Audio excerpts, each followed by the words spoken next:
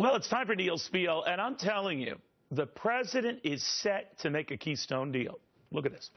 So let's set our sights higher than a single oil pipeline. Let's pass a bipartisan infrastructure plan that could create more than 30 times as many jobs per year and make this country stronger for decades to come. Let's do it. Did you catch that? He didn't say he was going to reject Keystone. He didn't say that he was going to veto opening Keystone legislation that is almost assuredly going to be on its way to him within the next week.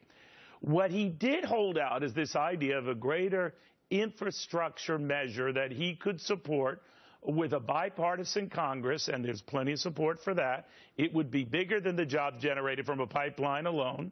His comment just there. I think it's a bargaining chip. And I also think that it's going to get done. So you're going to get Keystone.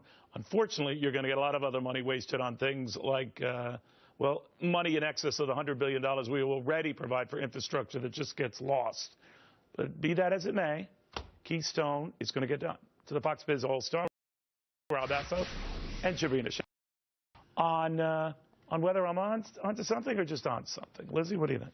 I think you're onto something, and it made me rethink the whole thing, that you could make this the jobs-creating Keystone Pipeline, have the Democrats support it, have a bicycle path built toward it, have a Keystone Museum, and then call it the Obama Pipeline. I like bicycle paths. I like it, too, and have a little landscape kind of like we do with our highways. So, and then you call it the Obama Pipeline, and then the jobs creator. Robbie, it's going to happen. What I think he fails to recognize is how important this pipeline could be for our infrastructure. He talks about bigger infrastructure initiatives. Yes, our bridges are falling apart, but the reality is becoming energy independent and really, I understand the fossil fuel costs are low right now, but that's going to change, Neil. No, I agree with you, but it's the only way it can get done. I don't like having to really rob Peter to pay Paul and pay a huge sum to get something that should be obvious. But I do think the Republicans should reach across the aisle and make some sort of deal, but I also think it's going to get done. Sabrina, what do you think?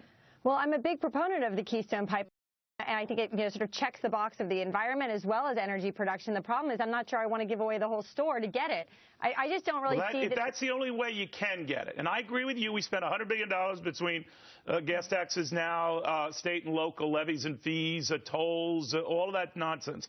And you're quite right to question where is that money going before we pile more money on. But if it's the only thing that can be done to assure Keystone is wrapped up and completed, would you do it?